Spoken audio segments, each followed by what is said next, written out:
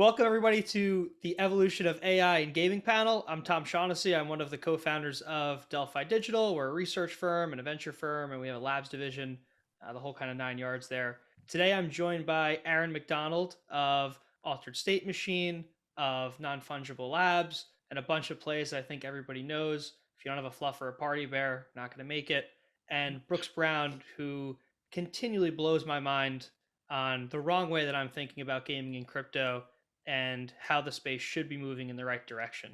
So really excited to get started here. Aaron, let's start with you. Why don't you give a brief background and then we'll head over to Brooks.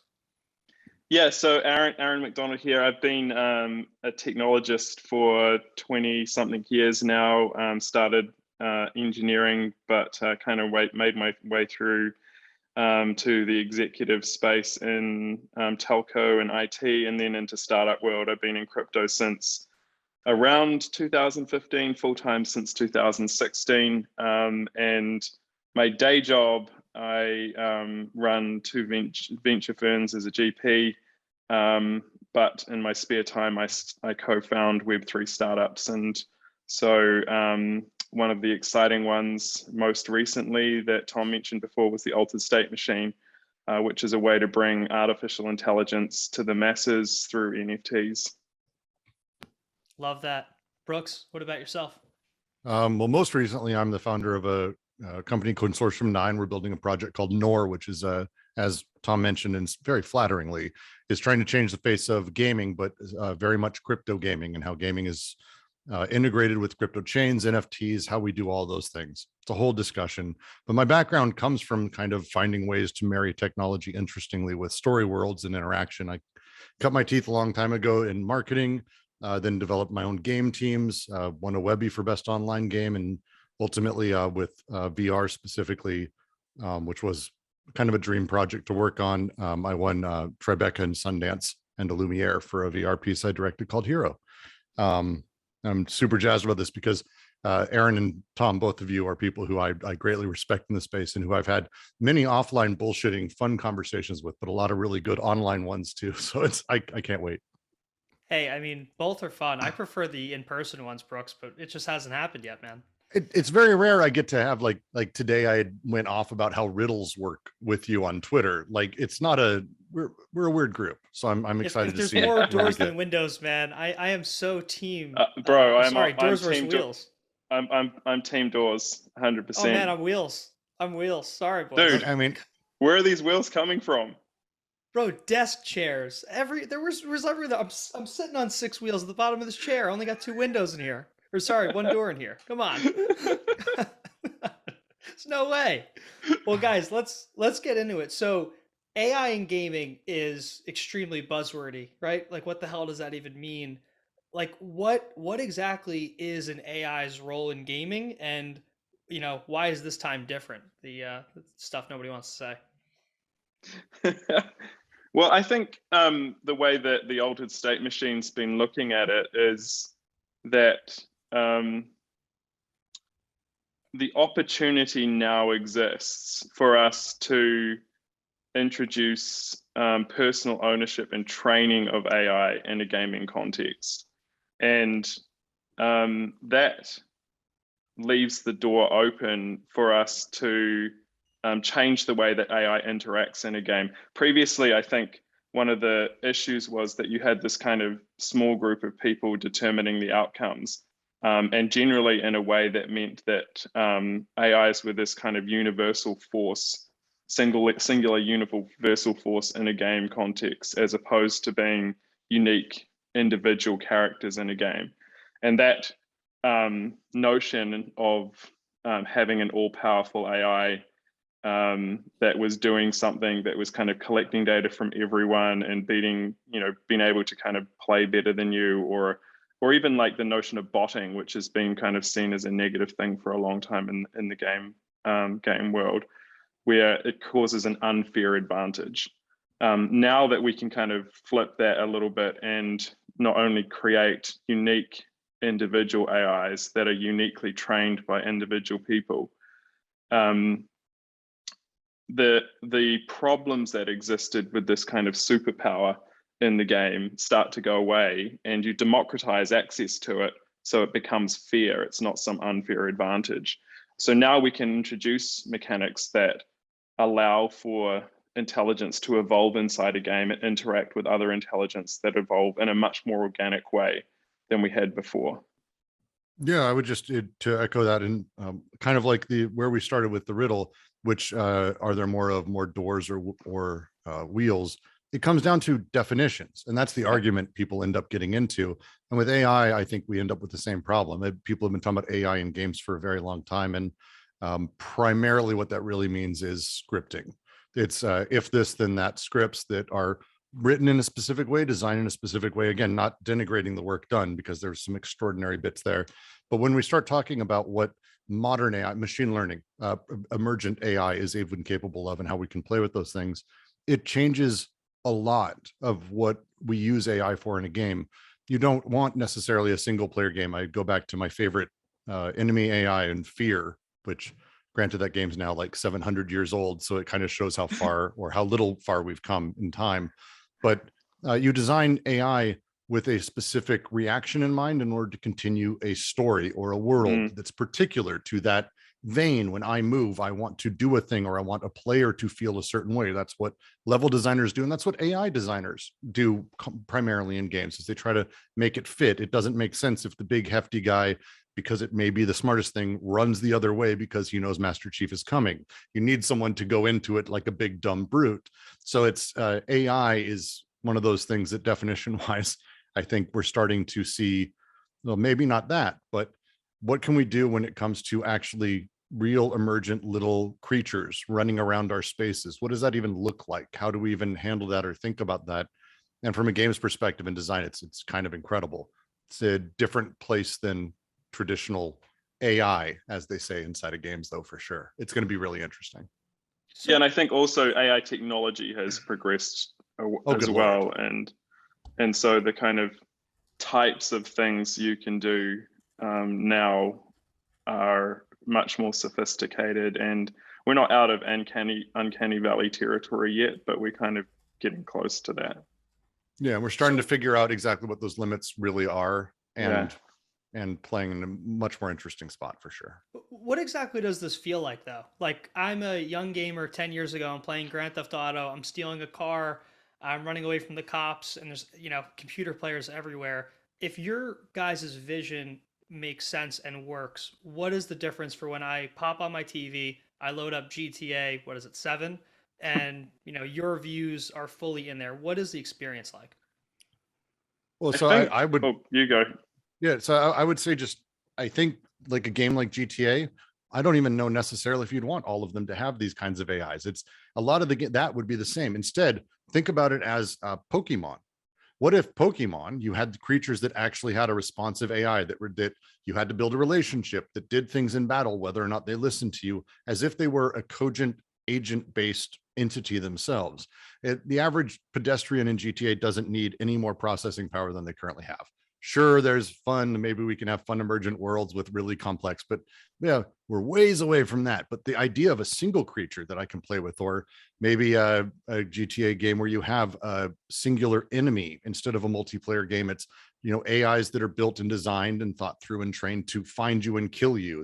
These kinds of things become really interesting on a singular sort of one-by-one basis instead of en masse. And that's, I think, to the point, what Altered State is really aiming at is thinking about singular AIs rather than here's the brunt of a million people coming at you. Instead, it's the thing.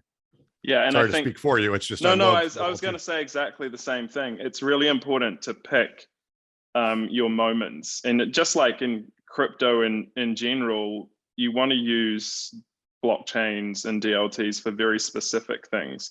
When you start applying them to solving general technology problems, you get into lots of issues and make lots of mistakes. So you want to pick when to use an agent and in what format. And you think of like all of the deterministic games out there where you hit a button and some kind of wheel spins and something happens.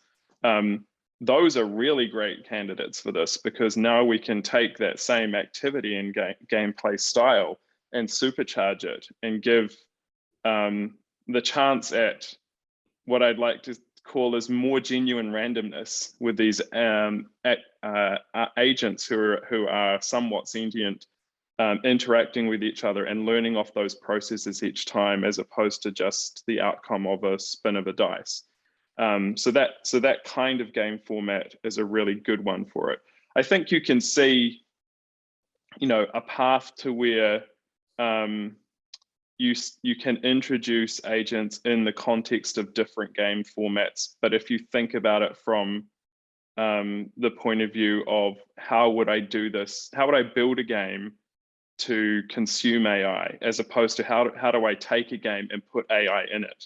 I think that's the next most important thing, is think of the context of the game as if you started out with this and then imagined how how a game could evolve from that, as opposed to slopping it into a format that already exists. But then even in existing formats, take something like a first player game that has team mechanics. Putting say me and 4 mates fighting a boss versus me and 4 agents that have trained with me and learned my style and follow me around the world and help me as a companion in that task.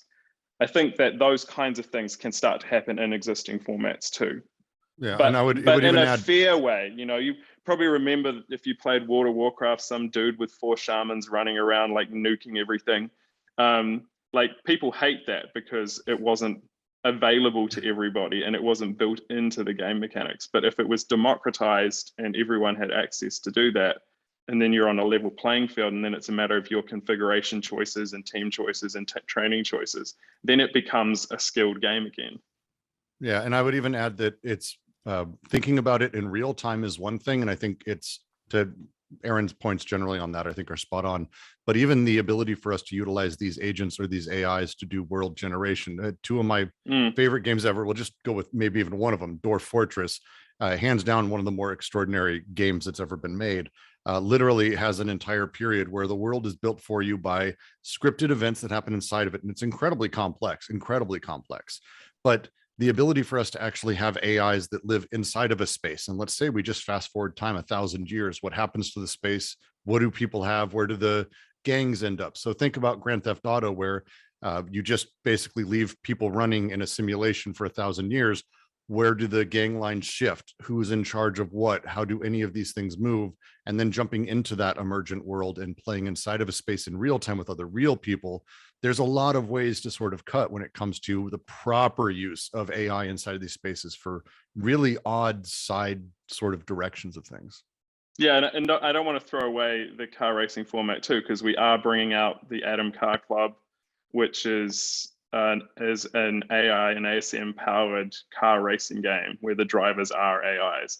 So that is something that you can do. I think that will be fun for people as an evolved version of Zed Run, where the agents who drive these cars can learn.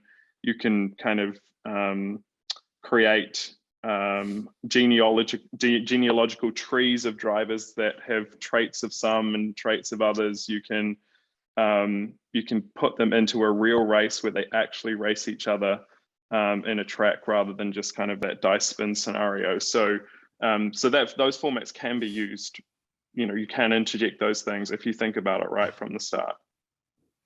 Are you guys scared of, so you have everyone in this crowd in the future can own these non-playable characters, these AIs, these NFTs. We won't get into the specifics because it's beyond the scope of this conversation, but are you guys at all afraid that you have AIs in games or ecosystems that have a lot of financial economies built around them, and now you have AIs that could potentially run amok, right? Like in the real world, Elon Musk is totally afraid of AIs. Like, we're all kind of scared of that. Where the robots take over, but it's very hard to see what's actually going on when it's all code.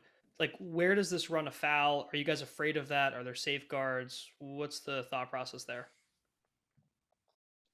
I mean, I feel like the world Elon's afraid of is inevitable. So like trying to run away from it is kind of silly.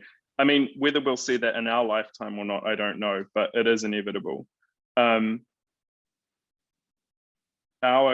mission right now with the Altered State machine is to give more everyday people exposure to how artificial intelligence works, how you can interact with it, and learn enough so that they can help make intelligent decisions that shape the way this stuff evolves.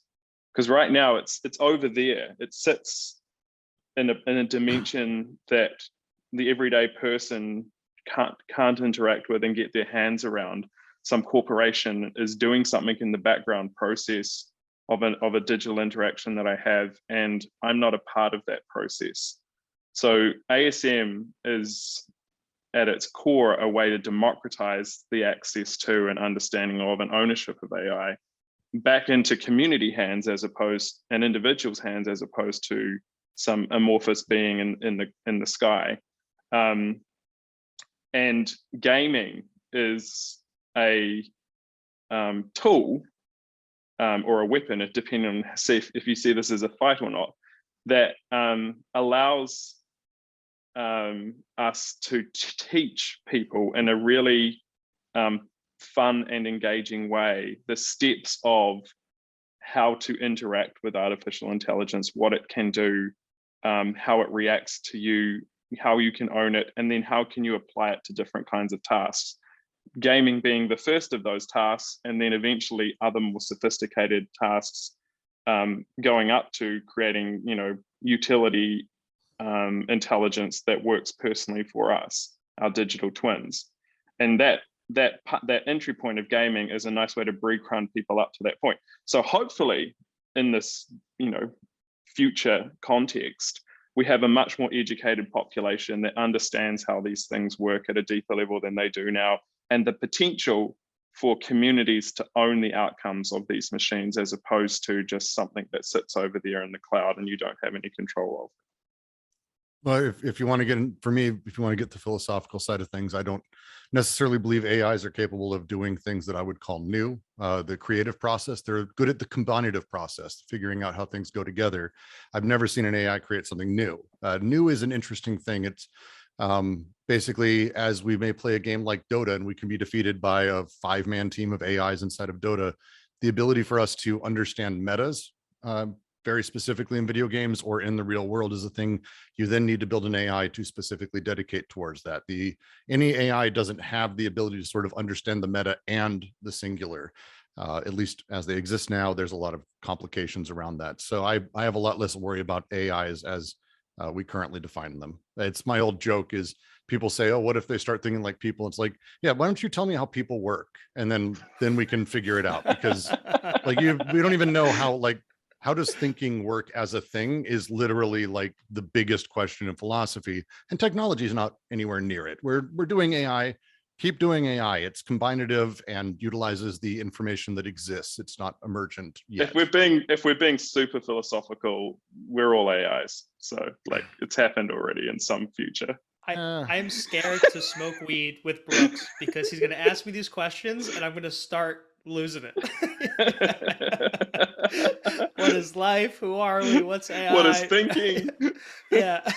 I'm only talking to Brooks before 9 p.m. It's fair. It's fair. I'm not a fun person to smoke pot with. That's for it ends up becoming sort of like a weird Jesus moment, because I don't shut up. You think I don't shut up now? Christ, imagine me stoned. It's no fun. No, I love I'm gonna roll the dice. I'm gonna do it one day, Brooks. Oh, it's worth it. Fine, I'm down to try, guys. Twist my leg.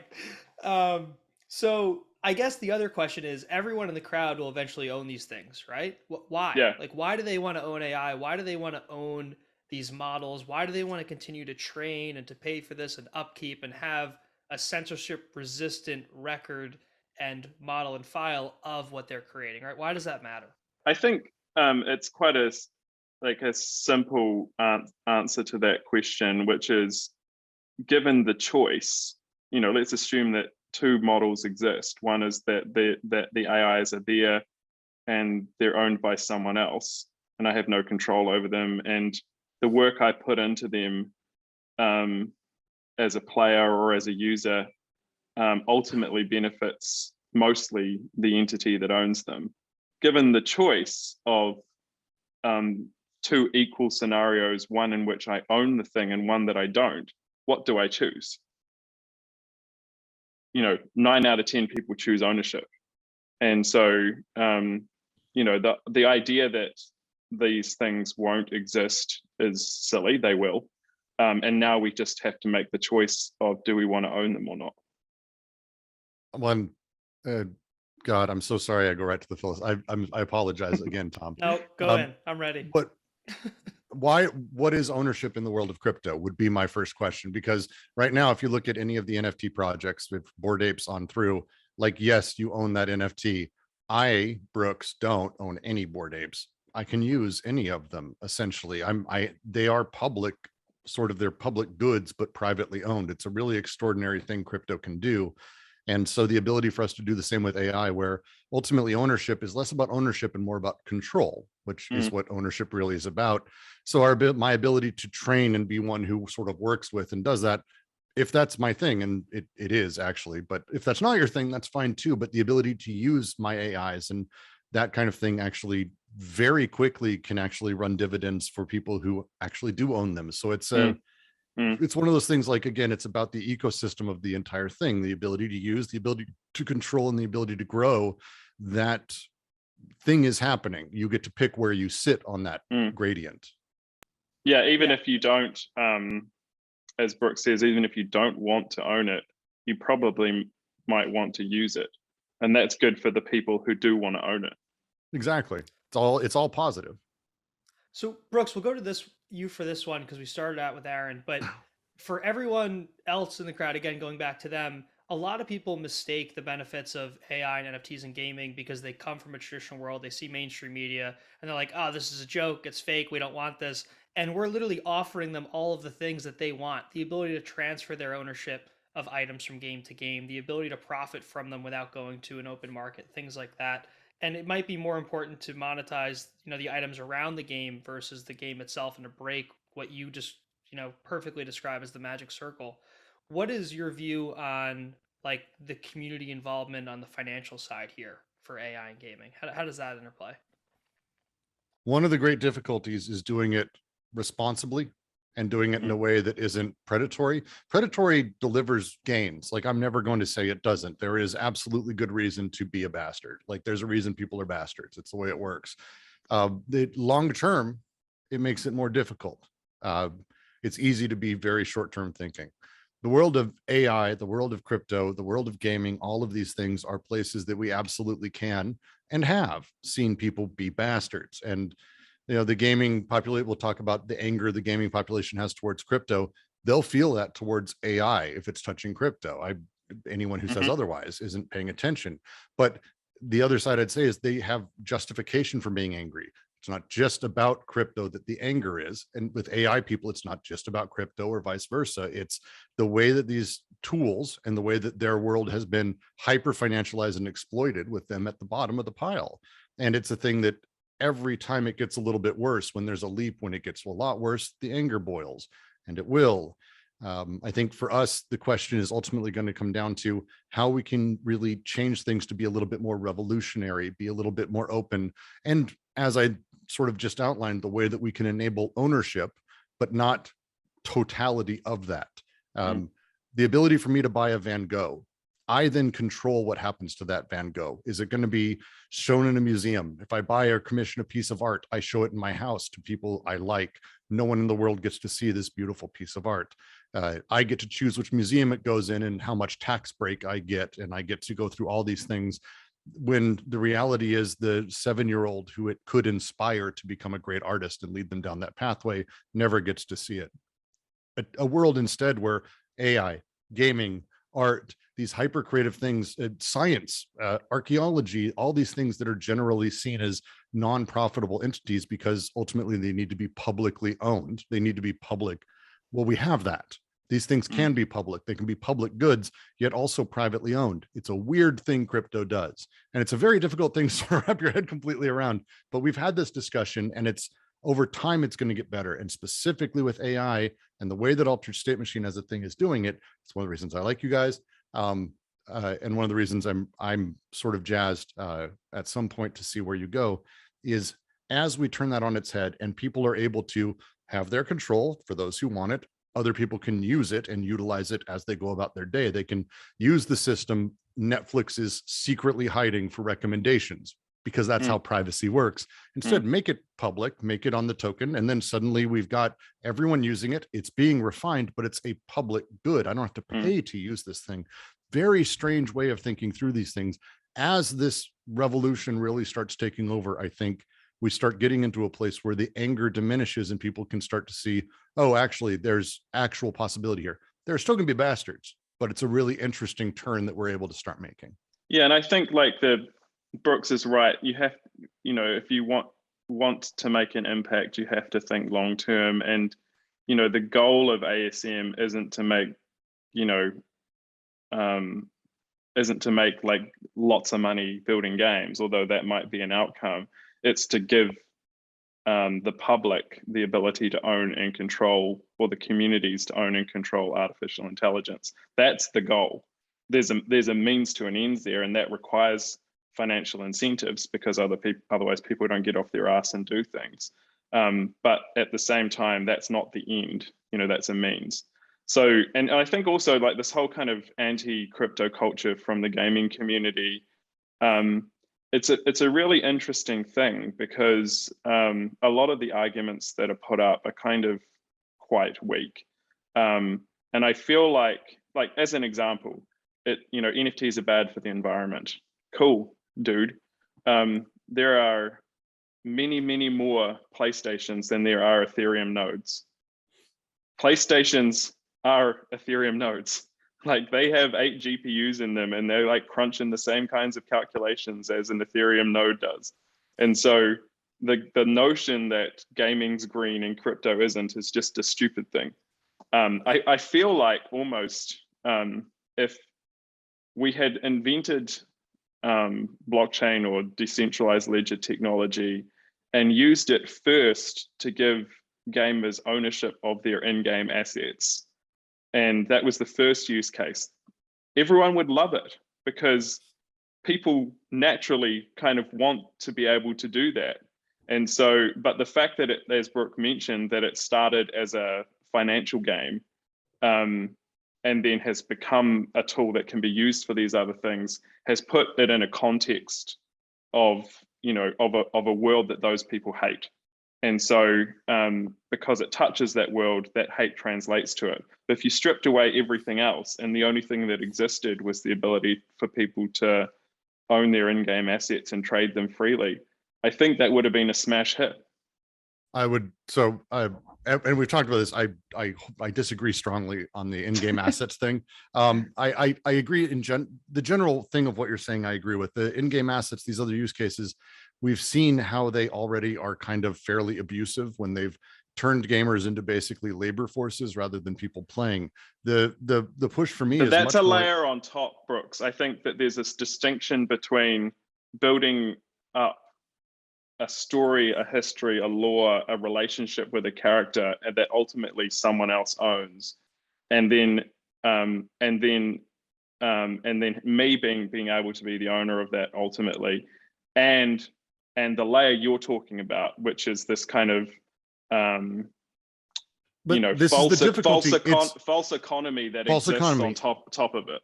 Yeah, we take the best part about the digital world, which is infinite and lack of scarcity, and we basically introduce the shittiest part of our real world on top of it.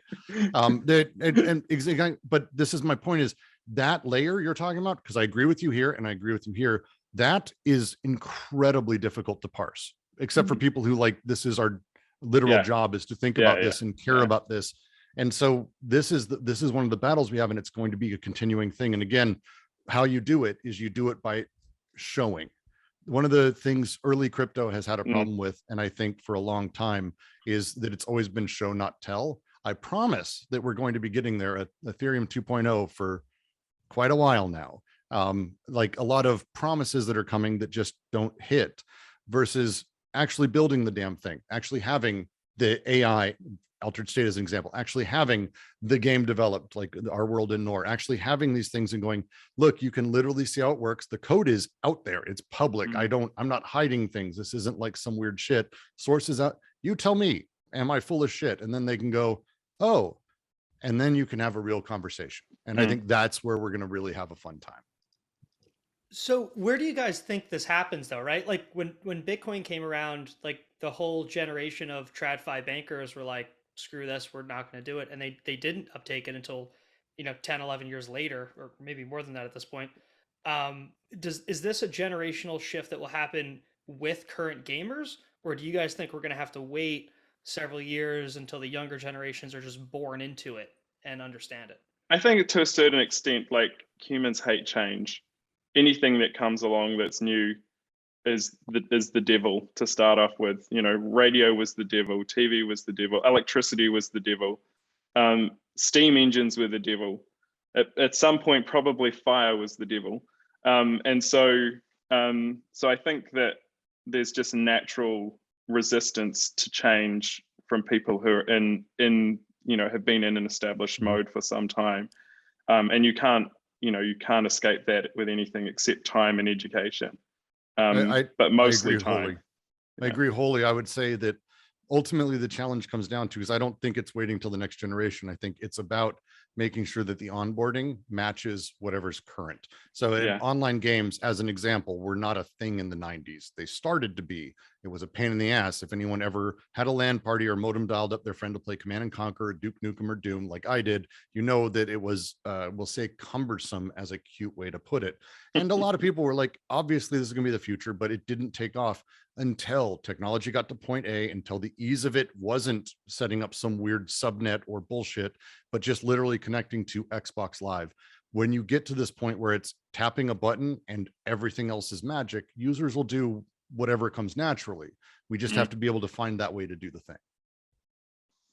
Totally makes a lot of sense. So what do you guys view as the next stage for everyone? And sorry, just like one last point is it's our job as creators to make funner, better, more interesting, more socially connected games than these people have ever played before. That's actually what it starts with. I think this whole kind of notion of play to earn is just a hiding to nowhere, because games are about escaping reality. They're about putting aside your daily grind, and although you can get into a grind in some cases, but putting that aside and going and living in another world, and it being someone you couldn't be normally.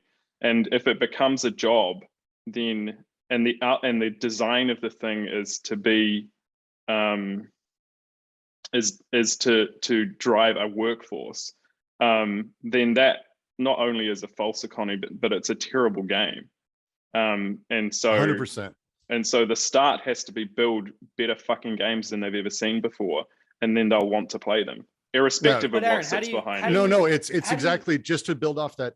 There's an old saying, and people don't know what it means, is the customer is always right. People think that means that it's literally that the customer is always right when they talk or they yell at you, or no, people suck. When that phrase came about, because if you have a hardware store and everyone walks in and goes, hey, do you sell towels? And you say no, and they go, oh, and they walk away. If that happens every day, oh, by the way, just so you know, the customer's right, you should have towels. This is the reality of how these things work. For us, when people and gamers and players say, fuck, I don't want X, I refuse to have that, understand why, utilize that, and run with that, because what the customer wants is what they want. You're never going to change someone's mind. You're just not going to do it. But how do we, like Aaron opened with, we have to make better games. How are you guys doing that when Activision has 10,000 employees? That's an easy one. That's easy. It's actually super easy. It's amazing. Activision has 10,000 employees because the games they build necessitate it. And those 10,000 employees aren't designers making brilliant move systems or gun systems. They're people building 9,000 different types of skins for one specific gun and doing that over and over. There's a joke that there's multiple people in the world of Rockstar. Their only job is the texture on tires, because that's what someone goes to art school for, apparently. Like they put out so much content, that's the reality. Instead, what you can do, and what you're able to start seeing, because by the way, Activision Blizzard's having trouble finding talent, Ubisoft's having trouble finding talent, because the people who've been in this, people who've been doing this, see those games and they're like, yeah, I don't want that. They care about the art that they're making. And this is not just saying like creatives or artists. Engineers are artists in their own right as well. Everyone is. They care about the stuff. I'm literally going through the process right now where I'm finding people who give a shit and saying, here's what I'm doing. We're looking at really changing the face of games. Small team, do something interesting and just prove it. And we're getting really amazing talent. But I literally had an interview yesterday that we were able to find someone who I was shocked was as excited and down, because when we're talking about these concepts, the idea of what play means, how we can make all games free for people, how we can reside what it means to financialize them, and we can properly build out a financialized system around games that matters and that doesn't completely fuck over everyone involved. The people who are good at making games want to do that. They don't want to make Call of Duty 92 unless it's an interesting game. Like, that's the fun part. If it's interesting, they'll be there. If Activision is doing something, they're not. If Activision is doing something interesting, they're not. Then they'll be there. But we get to go after them otherwise. Also, they're not. Also, they're not. But and just to build on that, because I agree with all of it. You know, the most innovative things to hit us from a technology perspective always started with small teams. And the bigger an organization gets, the less innovation they get. It gets to be incrementalism. I mean, we see that right across the board. You know, there are very few established companies that do something truly new. No, our game dev team is 7 people. Like it's me and a few other people and one art guy and a couple engineers, and we're just doing it. We have other dev teams that are also small groups, but you don't need the 10,000. There's the old Once Upon a Time Star Wars Connect came out with the wonderful Connect dancing of Han Solo and Darth Vader and the Emperor even. Worth checking on YouTube. No one believes it when they see it. That was like 2,500 people worked on that. Like, size doesn't mean good game. Budget doesn't mean good game. It's horrifying game. These things are awful, but it's because of their size. Quite often, there are brilliant giant games as well, but the creative, interesting people want to do interesting things. And small teams, thanks to tools, thanks to technology, thanks to everything that's become hyper democratized, it's insane what you can do now on a home rig and build. And also, Altered State Machine specifically makes it possible to build more engaging games that have better meta games inside of them with fewer people, because you're giving these agents parameters, and then they are figuring out how the game works. You're not having to program all of that stuff in. You give them objectives and constraints and rewards, and then they go and figure out how to play the game and how the gameplay works. And so the manpower required to build, and the time required to build, and the money required to build an ASM game of the same kind of game that might exist today is going to be much less.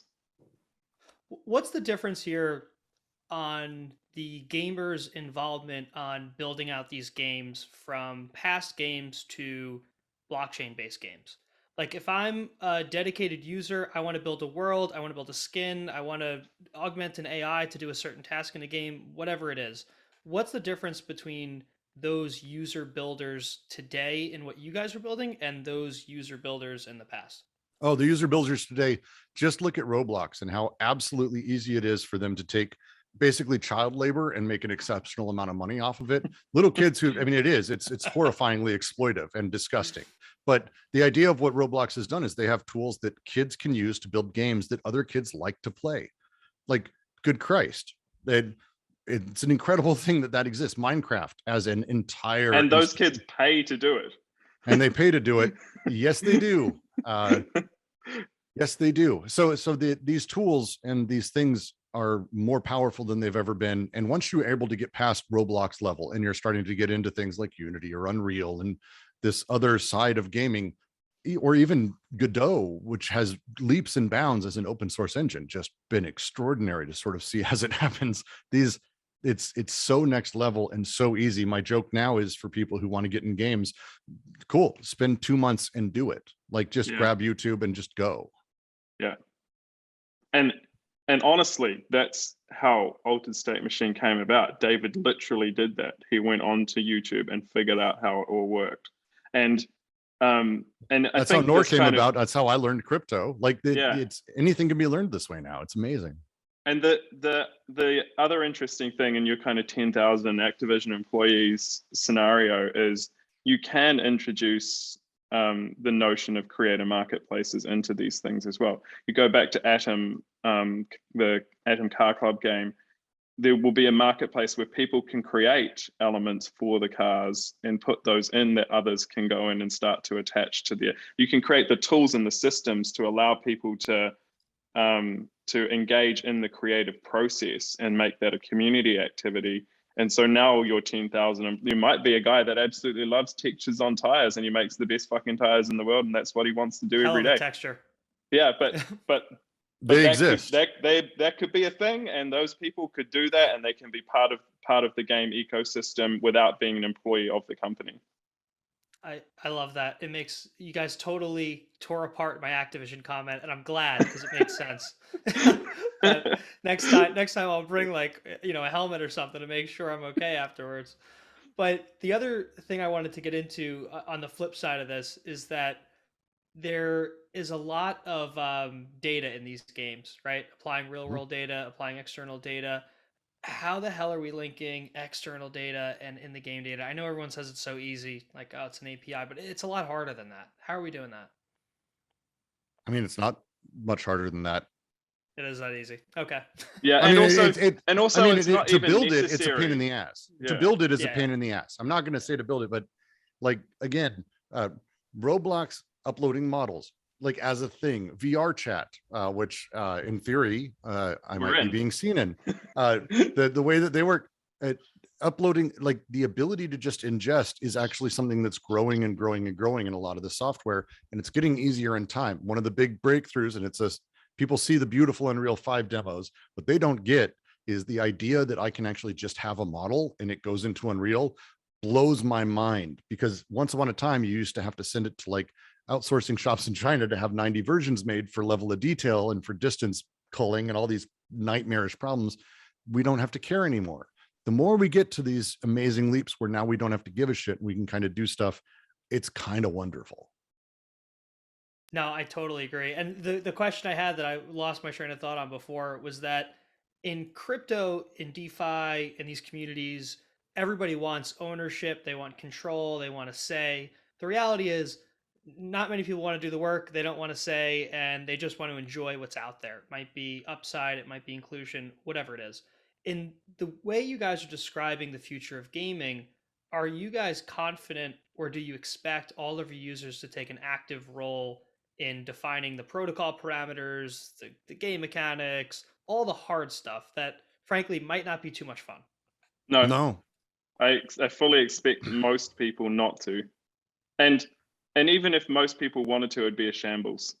I think, user-generated content is one of the worst things in the world. If you haven't done it, it just flat out is. I used to, once upon a time when social media was first starting, I used to run UGC contests for Star Wars, and we'd get people sending in images and pictures and drawings, and generally speaking, it was always a hot mess with one or two that are like decent and one that's like an actual artist, and you look them up and it's a professional, and it feels bad that it's just a really weird mix, because it turns out most people aren't good at everything. I know, it's a shock.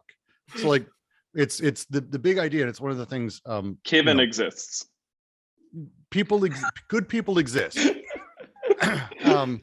But it's the ability for us to sort of have fewer people and not have it be a thing where literally power begets power, which is, I think that's the challenge with the current system, even we have in the real world, where power begets its own power. Those who are powerful become more powerful. We don't want that, but we also don't want Steve down the street who just smokes pot and lives all day and, he likes video games. That's great. I don't want him designing the future of democracy. Like, that's not the person. So having people involved at the right levels, I think there's some very good ways to do it. I'm a big believer in sortition. I've had this conversation with both of you, but I think there's really good ways to get around this that don't necessarily have power beget its own structure. I think the most interesting thing for me about the notion of governance, which I think you're hinting at here, is if we look at, because this isn't a new thing, we've been trying to get this right for thousands of years, and we probably still haven't, but we definitely still haven't. But if you look at it, most people aren't interested in it until there's a point of crisis. So most people will go along with the status quo until a point of crisis, and then they'll change. The status quo requires people who are motivated by whatever to actually operate it, that are kind of deep in it, and they want to be doing that as their thing. The everyday person will just go with the status quo until a point of crisis. The interesting thing about the technology, say DAOs, for example, is not that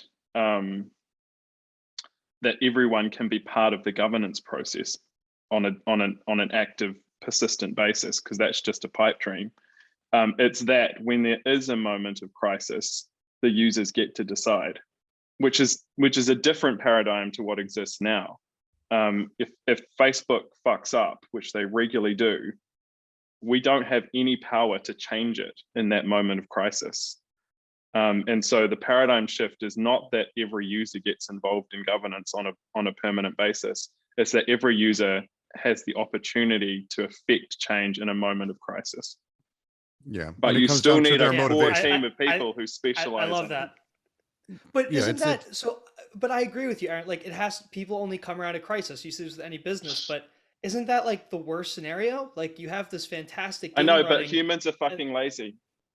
Yeah, that's true. Is there any way that you guys can motivate people pre-crisis? Again, but this is why I aim at sortition as a concept. I think if you get to the point where you have, let's say, a people's parliament of 400 people, Ireland's, there's a few places that have this. And by the way, the Greeks who kind of invented democracy, this is what they had. You have random people who are just paid to be in the spot. You motivate them instantly to be in it, and you take care of them. You give them experts. You give them all the things they need in order to learn. And it's this really weird thing. It's the reason jury trials, and it's most of the world does a random selection for jury. That's the reason, is because we know actually chance is the best option to have flatness in power. And so that's why I'm a big believer in, and I think there's a lot of power in governance to do the same with that as well. Jeez, no, that's exciting. So how do you guys? I, for one, am just waiting for our quantum AI overlord to make all the decisions for us. I hope I could buy a piece of that NFT. Really, hopefully get some good control there. What do you guys? How do you guys think this plays out? What is the hierarchy of control of a game? And also, second question: when do you guys get fired by your community? I mean, I feel like the answer to the second one is that we get to, with everything in these decentralized systems, you get to the point where you're there because you want to be there, not because you're needed. And so being fired is probably not the right notion, but it's having the opportunity to not be the person who's responsible for everything, I think, is a good outcome in decentralized systems. Also, like, you know, if you think about it as a protocol thesis, like, our job is to give the tools to make the protocol successful irrespective of our own activities, but that doesn't mean that we won't still want to build cool shit. And so, you know, the notion of kind of being fired doesn't really fit into that, because you can keep building on it independently just like anyone else can. But being irrelevant is probably a better position to be in. And then go ahead, Aaron. No, I was to say, on the other question, I don't know if anyone has the answer to it yet. No one's done it successfully. That's also true. I have maybe a more romantic notion. So my son's 4, my daughter was just born just a couple of weeks ago. I look at children not drastically different than this. With a child, you're building a system. That's all any of us really are. We are systems. We like to think we're a lot more than that, but we are a series of pieces our parents put into place and society did, that we react to the world the way we do as we go. At some point, my son is going to stop wanting to hold my hand when we go out. At some point, he's going to stop asking dad for different things and help in different places. And at that point, if he does, I've actually done my job as a parent. And I think with the community, it's not so much being fired, it's knowing you're not needed anymore and being able to go, excellent. Yeah, I'm good. Yeah. Yeah. No, I'm with you guys. Do you guys think that So I guess the cultural shift is it's very hard for a traditional game dev to come in here and think that they might become irrelevant, right? Like but they're not becoming irrelevant, because if they're doing their job, they're building cool shit, people will want to use it. You only become irrelevant when you stop thinking about what's best for the community. are they okay with that though, Aaron? Like a Real traditional quick game though, dev. because I do want to step back, because there is I'm to us, and maybe I want to have this is a worthwhile discussion. To me, game developers are not at the whim of the community. The ownership of the community is what the developers allow. You can't, there's things you just would never change in some games, and some things you just simply wouldn't allow. If Halo decided to come over and make their version of this, they're not suddenly going to have naked, big breasted women as the main characters running around, even if the community really wants it, which they probably do, given gamers. Yeah. That kind of stuff is you determine how much involvement your community has. They don't own you. They own what you allow them to own. The battle is, and the smart move is finding that balance between you being able to make something great that you can be confident in with them playing inside of the sandbox, but make sure the sandbox is enough that they feel they have proper agency, control, and their own destiny in their own hands. If you can do that balance, any developer can make their way in. But also, and the great thing about, decentralized protocols is, if they don't like those constraints, they can fork you. So Yeah. So that's the kind of that's the key ingredient there. You might be able to decide as a developer what constraints you put on your users and community in terms of their role in decision making, and then they can be the customer is right and just choose to go somewhere else. Have we explored the link between the developers being the players and interacting with the community in the new age? Like, I don't know how game development works traditionally, but I'm assuming these guys are in an office somewhere, they interact with the community a little bit, maybe on message boards, whatever. But now they're interacting with the community who own this thing day to day. They're getting feedback. They can implement changes. Is that feedback loop between the developers and the players being one a meaningful difference for new games? The specific nature of it is what's shifted. People don't remember early Minecraft days, and it's not just Minecraft. A lot of games do this, where they literally list, here are the features, upvote or downvote what you think I should be working on. Here's the bug list, and tell me which one I should be doing or I shouldn't be doing. Developers utilize communities in traditional games massively. World of Warcraft would be a very good example of this, actually. They are not above the clouds as gods. They are very much embedded. Very often, most of the developers actually now even have come as people who grew up playing. My buddy Mike works over there in the IT at Blizzard. We literally spent literal days of our lives in that first year of World of Warcraft playing together. /played is a nightmare. Yeah, it's a lot. But the specific sort of change is having again the way tokens work and NFTs work is it's not ownership in the traditional sense, but it is meaningful. I am a part of this. It is an emotion and a feeling and with a reality and a contract with it that gives people something a little bit more. It feels like it's mine rather than just a thing I'm playing.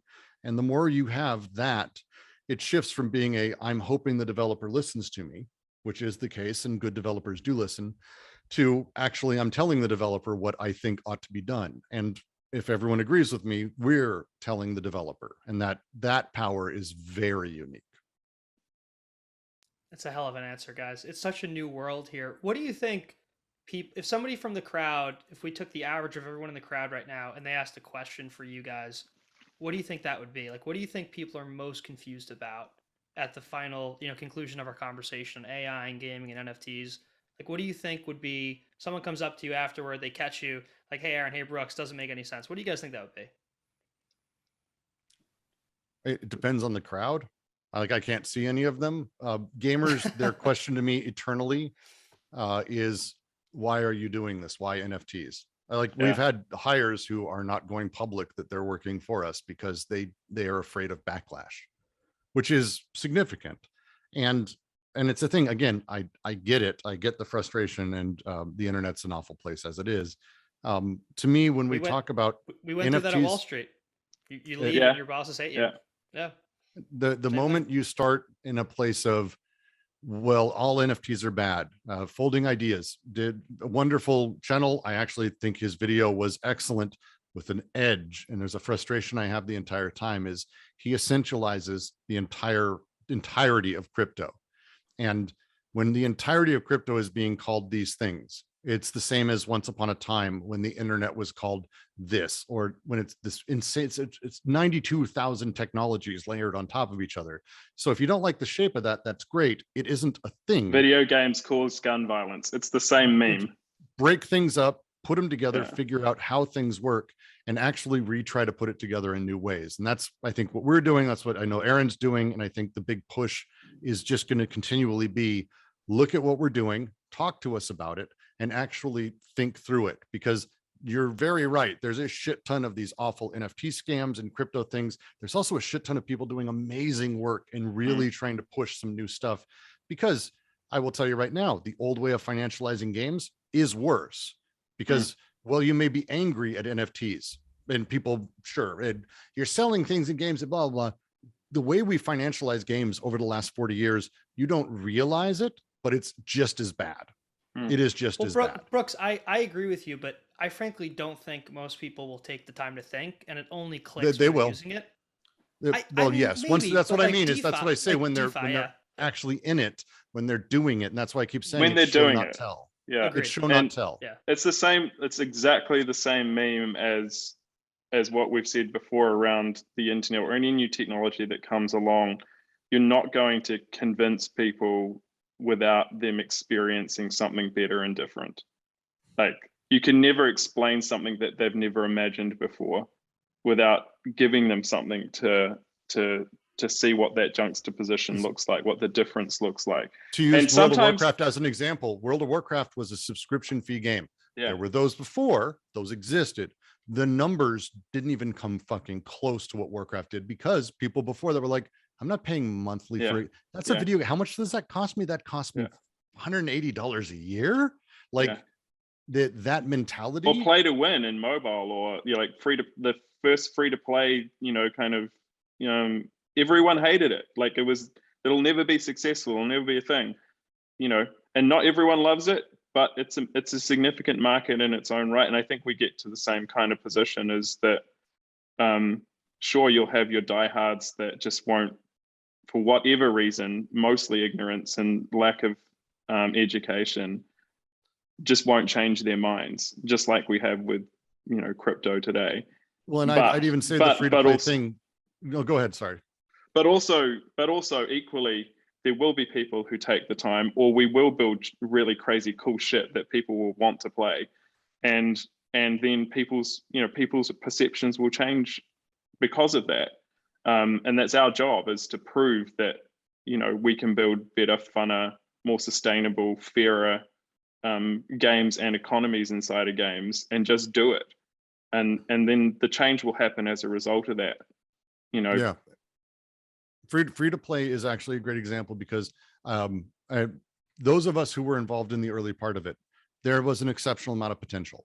We specifically, it once was, look, these games, anyone in the world can play these games. Holy shit. And we can make money. It wasn't, oh, great, we can do this and make more money, which is what it very much is now. So the idea of the inevitability of these things is real. They will continue marching. Technology marches, society marches, things push towards all of these things. The question is, are you going to sit on the sidelines and piss and bitch and moan until it gets something where people who don't care are the ones in charge, and they're the Zuckerbergs, they're the Kodaks, they're the assholes at the top who are just screwing everyone? Or are we actually going to jump in and go, hey, Aaron, I think what you're doing sucks. Here's how we can make it better. Yeah. And then Aaron will go, oh, Brooks, I think here's what you're doing sucks. This is, by the way, a conversation that has happened and will happen again. And we need more people doing that, because if you're just going to bitch and piss and moan on the sidelines, you're doing nothing for anybody. Yeah. And I double down on that. It's exactly that. The people, by and large, who are going to make a difference in this space actually care about what they're doing. They care about gamers. They care about game developers. They care about game economics. If you think we're not doing it the right way, help us figure it out. And as opposed to saying, your effort in trying to make things better is wrong. Yeah. Totalizing the Guys. entire thing as if it's a single voice is silly. Guys, I couldn't agree more. And I'm frankly, side note, excited to have both of you guys on in the future to do some long form podcasts. You guys just vibe and jam, and I love it. And anyone in the crowd listening, you could follow Brooks on Twitter at his username is PlayIsFree. All easy to go. And Aaron is Aaron MCDNZ, if you're not already. So guys, you just crush your vision of where AI, gaming, and crypto could come into play, and why it's not this hostile thing, but it's a new era that we're hoping to get people involved in. So I really appreciate your time, and thanks for having us. Thank you, sir. Thank you, sir.